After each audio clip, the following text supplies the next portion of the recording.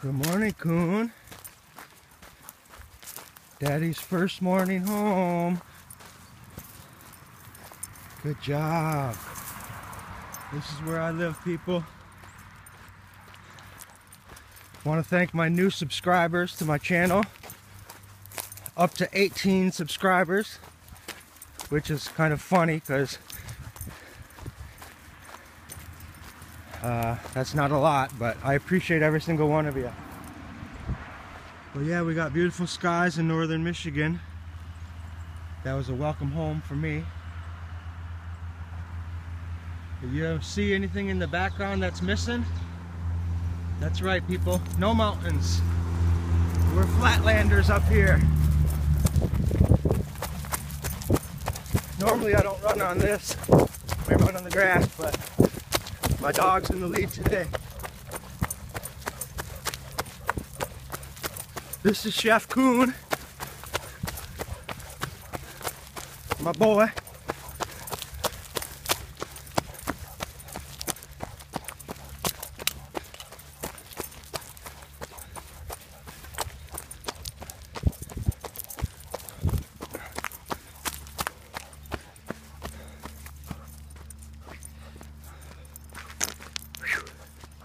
I'm out of shape. 3 weeks gone.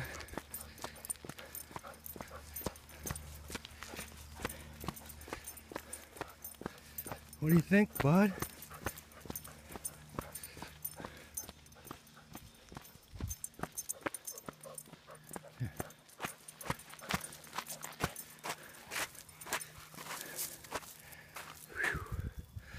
I look like hell. Lost 10 pounds. Which I did not have 10 pounds to lose. People are asking how and why and how did I lose 10 pounds in 3 weeks? Well, I think a lot of it was not drinking enough water and just sweating. So when you sweat and don't bring it back in, that's called weight loss. But that's unhealthy weight loss. And then, excuse my language, but I had the shits for 3 weeks. Eating street food in Guatemala City started me off on the wrong path. Tastes delicious, but my body just wasn't ready for it. Second of all, I still ate salads when I was there, even though I was warned because they washed the vegetables with the water. But there was no way. I just took a chance because I need my vegetables. My diet is primarily vegetables in my life at home. We eat meat, but I eat less meat and more veggies 90% of the time. True story, never really cared for meat. When I was a kid, I would never eat meat, and there was no fashion fad or nothing to do with that. This was way before any of the health movements or trends or whatever. But when my mom would serve burgers or whatever, I just didn't like it. I didn't like the smell. But anyway, so that's that. So I'm down a few pounds, but we're gonna make it back up easy peasy. I'm back doing my workout regimen starting, well, not today, but today's my first morning home. This is the Asabo River. Literally about, I don't know, a couple blocks from my house, I guess, but I've been on this river since I was a kid. Not this section. This is about a mile south to where the Asabo River starts. Lake Bradford's that way. Grayling, Michigan is that way. This river right here is where they do a section of the canoe marathon, the Ironman marathon. It's like one of the longest races in the country for sure, but it's worldwide athletes that come and compete, and they canoe as fast as they can canoe overnight, like hundreds of miles basically. But these guys are amazing. But anyways, that's the beginning of it. They don't start up here, they start downriver, but that's the river I'm referring to. But yeah, this is my regimen I've been on for so long with my puppy. We come and run this 5 miles, but I'm walking today. I'm kind of lack of energy, so I got to be careful till I gain my strength. But it's all good. Feels good. Feels good, huh, Coon? What do you think? Oh, careful. Morning. Down, down, down. Down, down, down. Hey, hey, hey, slow down, bud. My boy's out of shape, too. Getting puffing, puffing. Hey, we're not chasing nobody. Slow down. Coon, I said no. Do you understand no? You understood no before I left. But yeah.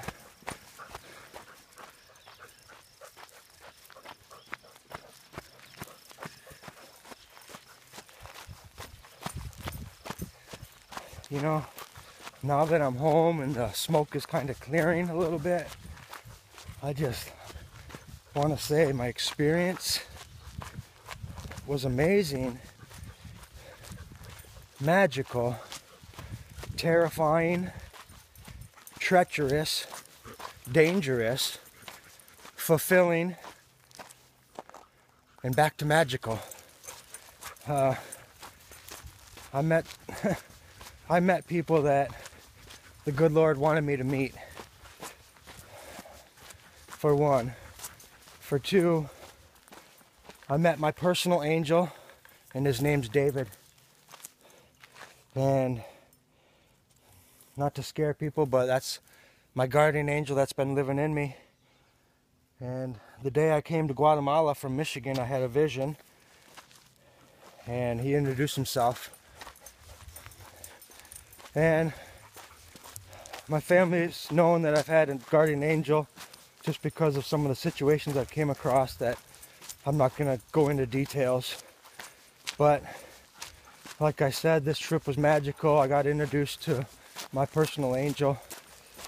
And the whole reason I left on my trip was because I've been traveling since 1990 when I graduated high school. And I bought a van and I hit the road. I had a 1967 Chevy van. Traveled in that puppy forever. And people who watch this and know me know this is all truth. But followed the dead for a while, moved to California, got in a band, and just traveled around and went from national park to national park and doing my art from Venice Beach to Key West, Florida, to northern Michigan. I was just doing that circle and just being on the road. I would stop at times and work in national parks, but I was still on the road. But anyways, I did that all the way basically until 2000, and went to college in 2000. I was living in Hawaii. Moved back from Hawaii, went to Michigan, graduated with a bachelor's of art, and then went back out on the road from 2004 until about 2008 when I met my wife in Shenandoah National Park.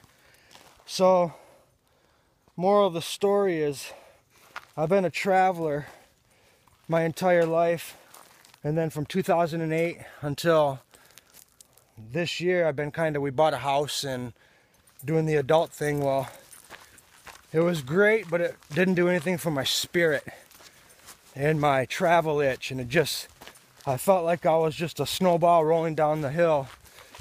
And anybody that travels knows that feeling. It's like spring fever, cabin fever, times 20.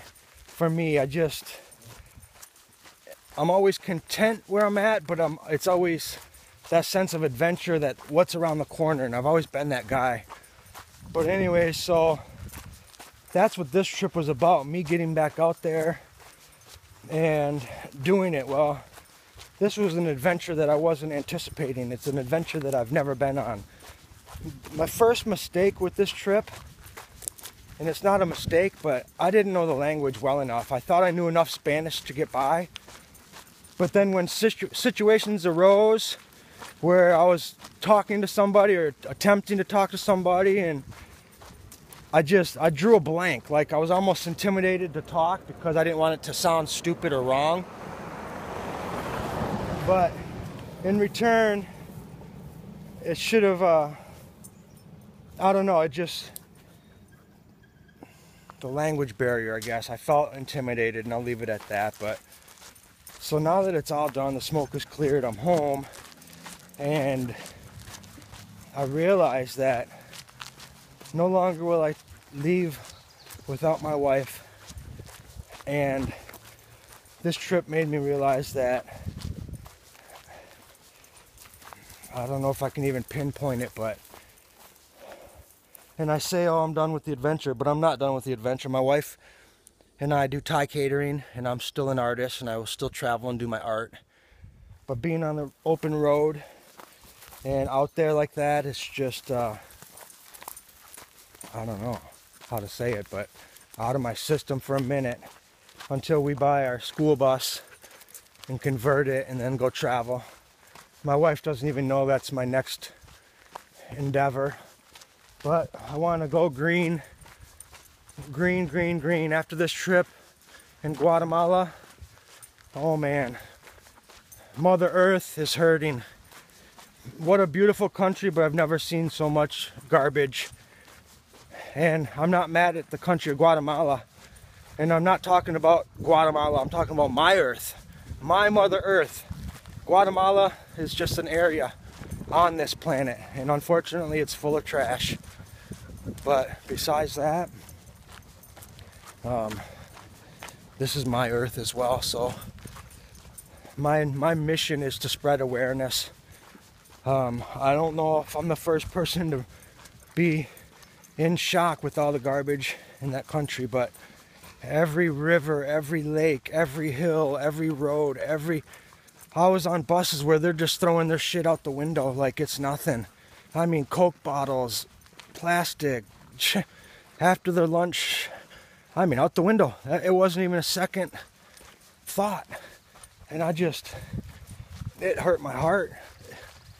I'm a huge fan of this planet and Mother Earth. My Native American name is Running Wind. That means nothing to most of you. But if we don't save this planet, or at least be kind to it while we're here, the planet will save itself. Believe me, it's not the first time Earth has replenished itself, and she's no dummy. Mother Earth will take care of herself, but we're not doing good, people. You know, I just want to give you an example. I'm going to walk down this road and show you. There is no garbage anywhere. We don't litter here. If you litter, you pay a fine, $500 American dollars.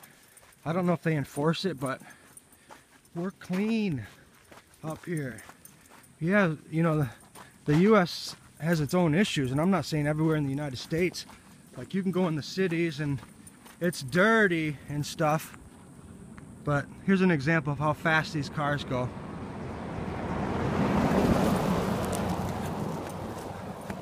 But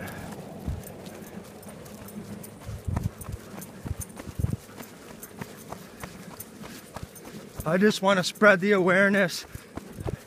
I talked to some local people in Guatemala, and it's just about lack of education. The kids, young kids, don't know any better, and that's sad. But once again, I'm not talking about Guatemala as a country. I'm talking about Mother Earth as a planet. It sounds so cliche, like, oh, Mother Earth, you know, oh, Running Wind, Native American name, whoa, what's that? No, if you don't know, you don't know. But I have a strong appreciation for this planet. It's all we have, people. This is all we have. I'm guilty of my own stuff. I've got an older truck that probably blows a little, you know, a little CO2 out the pipe or whatever it is. But if I could do anything, it would be go back to Guatemala. I would bring 1 million people with 1 million garbage bags and walk the highways, walk the mountains, walk those poor suffering rivers and those poor lakes.